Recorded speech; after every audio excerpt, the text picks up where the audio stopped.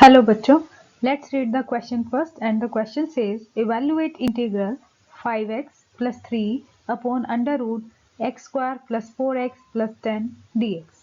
तो आपको इसका इंटीग्रल करना है। सबसे पहले हम इस क्वेश्चन का की कॉन्सेप्ट लिखेंगे।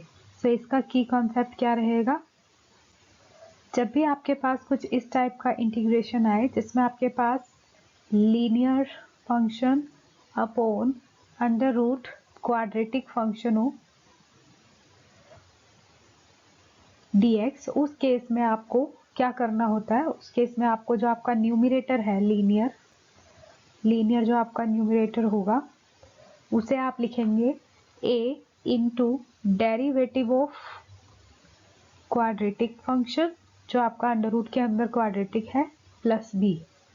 देन आप फाइंड करेंगे a and b and then आप कर देंगे इंटीग्रेशन। सो ये आपके क्वेश्चन का की कॉन्सेप्ट रहेगा। अब हम इस क्वेश्चन के सॉल्यूशन पे चलते हैं। तो इसका सॉल्यूशन करते हैं।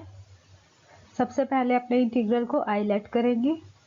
सो I is equal to integration 5x plus 3 upon under root x square plus 4x plus 10 dx।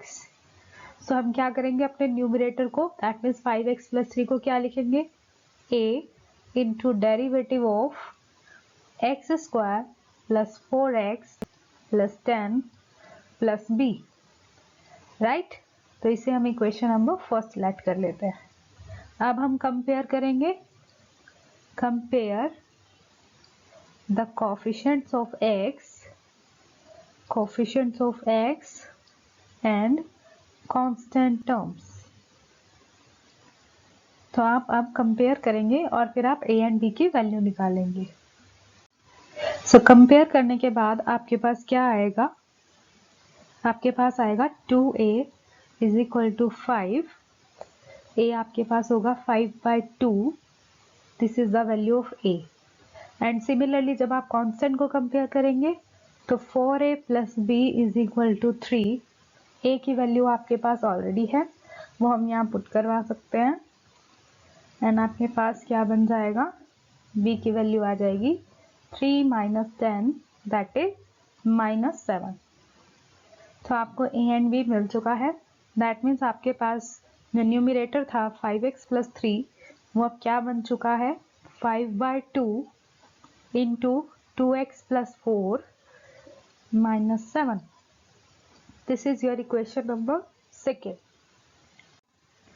अब आप अपने इंटीग्रल में जो आपके पास क्वेश्चन था उसमें न्यूमरेटर के प्लेस पे लिख सकते हैं 5/2 2x plus 4 minus 7 upon under root x square plus 4x plus 10। अब आपको इसका इंटीग्रेशन करना है। अब आपका क्वेश्चन चेंज हो चुका है क्योंकि हमने पुट करवा दिया है इक्वेशन नंबर सेकेंड को इन इक्वेशन 1 में। पुट करवाने के बाद अब आपके पास ये इंटीग्रल बन चुका है। अब हम इसे सॉल्व करेंगे। सो आपके पास इंटीग्रल क्या बन चुका है? 5/2 इंटीग्रेशन 2x प्लस 4, ये मैं न्यूमरेटर और डिनोमिनेटर को ब्रेक कर रही हूँ, x square plus 4x plus 10, ये डिनोमिनेटर सेपरेटली दे दिया है 2x प्लस 4 dx को, and -7 integration 1 upon under root x square plus 4x plus 10 dx। So आप अपने इस इंटीग्रल को I1 लेट कर लीजिए एंड इस इंटीग्रल को I2 लेट कर लीजिए और इसे अलग अलग सॉल्व कर लेते हैं। तो पहले हम सॉल्व करेंगे I1 फर्स्ट इंटीग्रल को। सो I1 हमारे पास क्या है? 5/2 integration 2x plus 4 x square plus 4x plus 10 dx। सो अब इसे हम सॉल्व करेंगे, सॉल्व बाय सब्स्टिट्यूशन। सो हम सब्स्टिट्यूशन लगाएंगे इसमें, सॉल्व करेंगे। तो सब्स्टिट्यूशन में हम किसको सब्स्टिट्यूट करेंगे? हम सब्स्टिट्यूट करेंगे x square plus 4x plus 10 को हम पुट कर देते हैं t। और जब हम डिफ्रेंशिएशन करेंगे बोथ साइड्स, सो आपके पास क्या बनेगा 2x plus 4 dx is equal to dt। तो मतलब आपके पास जो क्वेश्चन है वो अब क्या बन चुका है, ये आपको रफ वर्क में करना है। अब क्वेश्चन आपका बन चुका है 5/2 integration dt upon under root t. That means आप इसे लिख सकते हैं 5/2 integration t raise to power -1/2 dt। तो आपके पास I1 इंटीग्रल क्या आ चुका है 5/2 integration t raise to power -1/2 dt।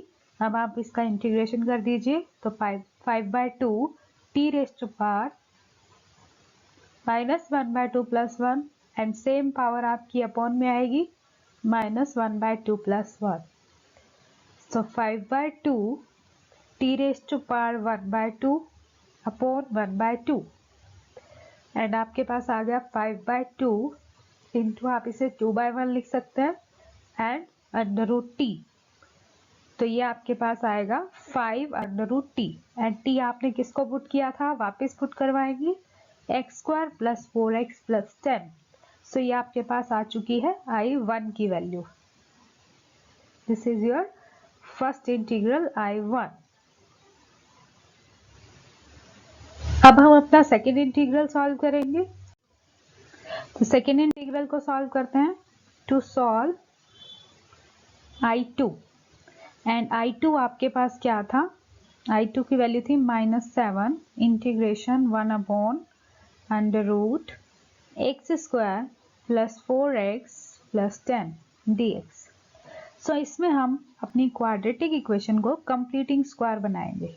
So completing square बनाने के लिए आपको सबसे पहले क्या करना होगा, 10 को ब्रेक करना होगा। सो हम 10 को 4 प्लस 6 लिख सकते हैं एंड ये आपके पास कंप्लीट स्क्वायर बन चुका है x² प्लस 4x प्लस 4।